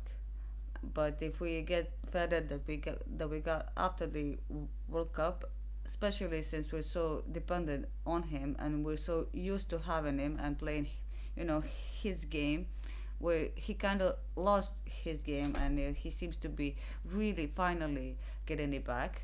And Ceballos is in a good form, so yeah, many things to look forward to that are positive, many that are The supporting negative. cast is has as much as a role as the starters, right? Like just like last season, the supporting cast has to step up, for us Definitely, to yeah. do any sort of damage I feel like domestically in Europe. uh, I'm I'm sorry. I feel like we lost Asensio, especially after the Mallorca game, right?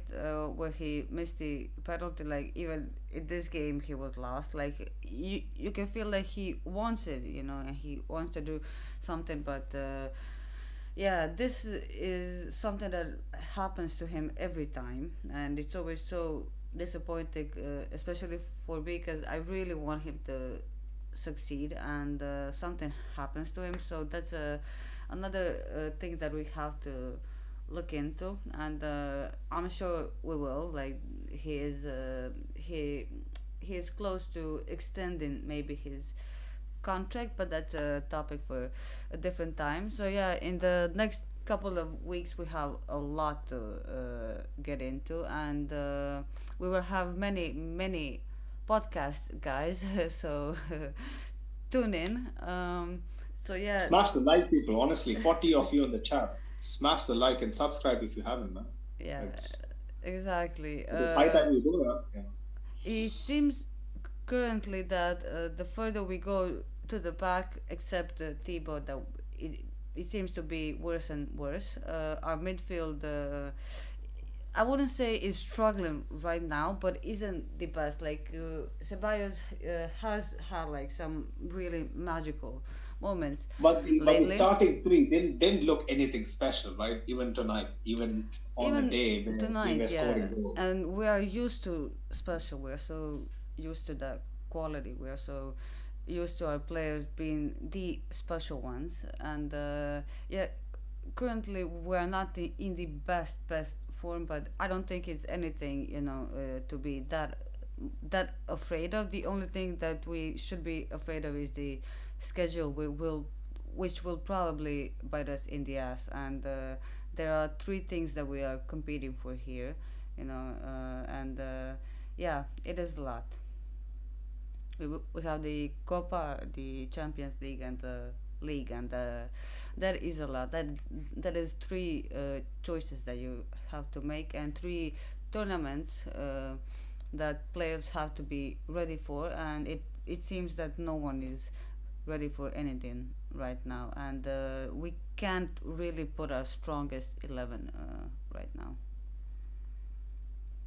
Absolutely, man. Yeah, I completely agree because this final phase of the season is a make or break. Last year, the expectations were, I'll say, very measured. Like nobody expected us to go that far in the Champions League, do that well in the league when Carlo took over, right? It was kind of a feeling around season. And the way it ended, it exceeded all of our expectations and we were over the moon. But now, since we saw what this team can actually produce last season, I think the pressure is on. You know, the onus is on us to actually be proactive and force the issue, especially in Europe when people are going to doubt us, and if we don't actually see through with probably going very deep into the Champions League or actually winning it, people are going to say last year was a fluke.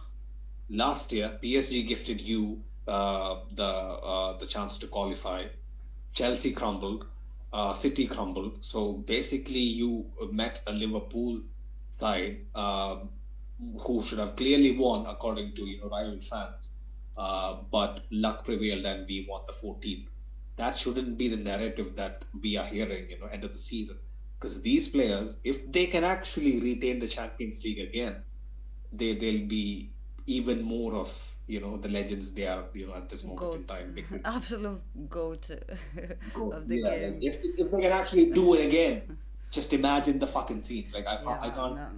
We can only dream, Yeah, it feels like right now, but like anything is possible, especially with this team. And Peter Drury is correct, it is a miracle team, and we're probably gonna need miracles this season. And fuck anyone that says that last season was a fluke.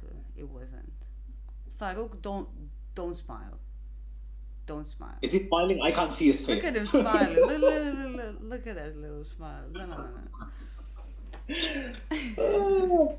Ashik says, "Loser fool is back to where they belong since the inception of EPL. Mid-table troll, not counting the English First Division titles prior to EPL's inception. Yeah, in the Premier League, they are a joke. I've no idea where all these scousers come in with their big talks, because for the past 20 years or so, I don't know where they have been, honestly.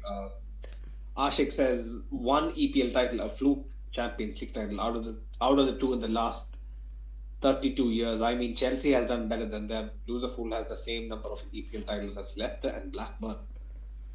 Yeah, Ashik is like Doris said the Yeah, F word. Yeah, I'm s- we shouldn't be swearing as much, yeah, because YouTube has a new algorithm that doesn't allow excusez-moi. that doesn't that doesn't tolerate swearing much. But yeah, like going back to a previous point, I'll say this for a fact. Some people question what is the obsession with the Champions League for us. Yeah, we are a club that is chaotic. The least the best way to basically put it, like what Doris said about Rudiger, that is our club when it comes to navigating couple of seasons. Yes, we can be insanely consistent, ruthless in one season, but it takes a lot for a team like us to replicate it year after year. So what we do is assess our options somewhere around this time where people are like, oh fuck, we are in February, like we are into the last phase of the season. We need to buckle up. And then the board and the players look like, oh, we have La Liga, right? Okay, Barcelona is churning on wins. Let's just leave it to hope, right? But then there's the Champions League, which is the bigger trophy, the more prestigious trophy, the trophy that we have a weird fetish towards. And also, in fact, like if we actually win this on paper, on whatever scale we measure it, it is gonna be a case where we actually mask the deficiencies that happen in the league. Remember, right? Like when we win the Champions League, we completely forget whatever happened with the other competitions. I don't remember what happened in the 2013-14 La Liga season. I know Messi and Neymar was balling out, like Barcelona was doing. I mean, my bad. Atleti won the league. Like, let's take another example, like maybe 2017-18, for instance, right? Like we won the Champions League. Barcelona did their thing, won the La Liga, but we don't care. That is the bottom line. If we win the Champions League, we basically mask all the cracks. So it is do or die for a lot of these players, man. Like Kroos's, your Modric's, you never know. Your Carvajal's, like I'm not sure how many of these guys would actually warrant a space in the team next season. Like Farouk, do you share the sentiment? Like, can we nail down many people from this roster to the next year? We In probably, February. probably we shouldn't, but we probably would. We should. Yeah. Probably would. That's that. What? Who do you think is one surprise player that might call it a day in June? I think both Toni Kroos and Modric are candidates. Kroos and Modric, yeah, both. You reckon? Yeah, both of them. I think I don't know. I just feel like they work so much in tandem that I wouldn't be surprised that one leaving leads to the other leaving as well. I mean, quality to deal with. Like, It already looks odd with Casemiro gone, right? exactly. Luka is playing the Nations League in June, so it depends. He might need to extend because of that, and he already said that he wants to play because we're in the final four, and he doesn't want to miss that. So What I he could do doubt. is Zidane left after the World Cup as well. Like, so there is that. No, he will leave after that. It just depends, on his contract and all of that. And I mean, he has said that he wants to stay. So that those are the rumors for right now. But I do agree. Like, if it's not this season, that it's probably the next one. Like, that thing is already sorted, and midfield is hopefully already sorted. The only player everyone is talking about is Jude Bellingham, and it will depend. If I mean honestly, like if we are serious about getting him, we will probably wait, until we get him to get rid of our probably our best players. The players that want so much with us and and currently I don't trust the midfield of Ceballos, Valverde, and John Benim. Like as our proper team, like week in, week out. You can even add Kamavinga to the Like mix. They're too it is kind inexperienced, of too raw embarrassing, to but we actually. are still so dependent on our veterans, and Yeah. it's hard to let go, I guess, for all of us, like for the team and the fans. Just imagine them winning another Champions League would Oof. just completely flip the topic of, I don't know, man. Like I hope at least then people can actually open their eyes because yes, they clearly lack. Guys. Uh, The point yeah. is, if anyone is coming to you and saying to you that they need someone to win on the Champions League, someone who has 4 Champions League, in the case of others 5, No, then there's no need to see, I discuss. understand it. I understand it, but Okay, so the point is this: the people who make these claims mostly are EPL fans, and EPL fans, unfortunately for them, they don't watch any other thing other than EPL. And also, the reason why we are exposed to them is because everything is in English. For example, there's Exactly. like No, exactly. That is the. I cannot understand Spanish, so I don't know what the Spanish media is saying. So whether I like them, I have to default to Sky, to BT, to ESPN. These are the people, and they only watch the Premier League. You understand? It's similar to the debate I had with you guys with Cristiano about. If someone is asking that Cristiano should prove something at 38, even if Cristiano wins the treble, they will still say he has to prove something else. Yeah. So there is no point. Like that's why I just kept quiet and let you guys do your thing. Like if someone is asking me that, oh, these guys have to win something to be the goats of the goats, I mean, your goats, how many did they win? The Lampards, the Gerrards, the Beckhams, the Rooneys, how many did they win? Even Barcelona fans, how many did Xavi, Iniesta, how many did they win? So I mean, for me, I really don't. I mean, Cruz, Modric, Benzema, they don't have to prove anything to me at this point. Honestly, like I mean, No one is asking for them to prove anything. We are just talking about hypotheticals of them winning. How nice it would feel. Farouk, have something nice in your life for once. We're talking about positive things here.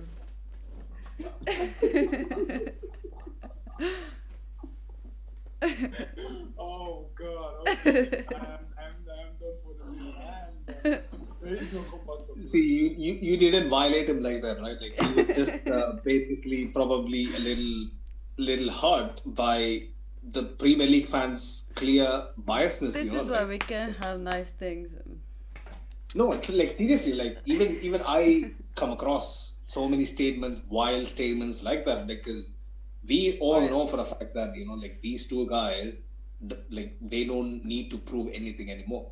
But the fact that Farouk just went on a rampage, I feel good about it. Honestly, like I feel good that he kind of embraces the fact that like these guys are never going to learn, and this is also another opportunity to prove to them again why we are top dogs in Europe, in all of the footballing world, like why we rule, the sport. Like But yeah, what me and Doris was actually on about was the fact that Farouk just put this into perspective. Yeah, like they won it back to back to back in a different dynasty, right? Probably at their peak then. But to do that now into basically their last legs would mean a different level of achievement. Like the fact that they did last year raised too many eyebrows, apart from Carlos, but doing it this year again would mean Especially that, Carlo. yeah, especially Carlos, but doing that again this season is gonna be an achievement that's unprecedented, like in my opinion, at least. Like a particular group of players doing the back-to-back, the consecutive Champions Leagues in two different eras, basically. I think that is going to go a long way. But yeah, that is just me hoping, dreaming. Like, I wouldn't be saying all this stuff in the Elche post-match. Obviously, now we are basically basking in some glory. The Moroccan sun is nice. The weather is fine. We've got some fine wine as well. So it's all good at this moment in time. But like I said, like I've been saying pretty much since January, that we need to see more from this team. We need to see more ruthlessness, more compactness, more composure, basically. Ashik B says, we are winning the Champions League. Ceballos, here we come. I hope you're true, my friend. I hope you're true. He also says Champions League is Real Madrid's birthright. I wouldn't go that far, but I get the gist. The title was created for Real to win. Once in a while, breadcrumbs can take it, but it belongs to Real Madrid FC. Facts, my friend. Even though we don't have any birthright to win it, we are rightful owners. Like I can literally see wide grin between the big ears. When it's finally home back to Ceballos. Like it is a different sort of homecoming. Like when we win it, it is just different. Like I don't think any other club really understands the essence of winning it. But yeah, man, good vibes for tonight. Some of the football was fun to watch end to end. Al-Hilal didn't sit back. I gotta give them their props. Like we are into like 2 hours of this show. Props to Hilal for actually turning up, putting on a show. People like Marega, like putting on a show. Luciano Vieto, Salim Al Dosari was actually good as well. They are a club on the rise. One of the most successful clubs in Asian footballing history. So yeah, like they didn't make it a game of basically like us trying to break a low block. They actually made it a very entertaining final. Actually, one of the most entertaining finals I've seen in my lifetime. Even though from a purely defensive aspect, it was frustrating. Also, big up to all of you in the chat. 30, 40 odd of you have been here, with us throughout the show. So big up to all of you. Like, if you guys are new, smash the subscribe button. If you haven't, smash the like button. Turn on the notification bell on so that when we schedule a live, you guys know way ahead of time as well. We have plenty of content coming up, especially the Liverpool preview sometime next week. We have the El Clasico preview also in the works. Yeah, things are going to get spicy over here, pretty soon, because the schedule is not going to let up, and honestly, not going to let up. Ashik B in the comments says, all credit to Al-Hilal for giving Real Madrid as good as they got. Good for them, a worthy finalist. Absolutely. Like, they looked like a proper team. Unlike, people who chat shit and like basically can't back it up, like Flamengo, like who basically shat the bed. They were calling us out. People like David Luiz were calling us out. Well, they took third place and went back home, I guess. I think the other day. But yeah, man, follow us on our socials. We are on Instagram, Facebook, Twitter, all of that. Would be really appreciated if you guys can actually check it out. Leave a follow. Also, check out our partners on Real Madrid Committee. They are our official partners on Instagram. They run a brilliant Real Madrid fan page. So yeah, keep an eye out for them as well. Link in the description. We are also available on all audio platforms. Google Podcasts, Apple Podcasts, Spotify, you name it. Like we have amassed over like 15K plays over there. So much love for the love, man. Like if you guys like what we do, please show us some love. Honestly, we are already very humble, but yeah, liking the thing, sharing the thing, subscribing to the thing basically helps the algorithm a lot. So yeah, man, on the road to 1K. We hope we can get it before the end of the season. It has been a wild ride, and yeah, man, appreciate all of you guys tuning in every day. It is not easy for us, it is not easy for you guys to actually do this as well. So appreciate it a lot, man. Honestly, very, very humble. Ashik B also says Arturo Vidal should watch and learn from Al-Hilal. Facts, man. I hope he does learn a lesson or two, before he talks about us again. But I guess that is the wrap. So we'll be back for the preview, hopefully Tuesday or Monday. Keep an eye out on our socials for that. So until then, champions of the world, Ala Madrid. Madrid. Madrid.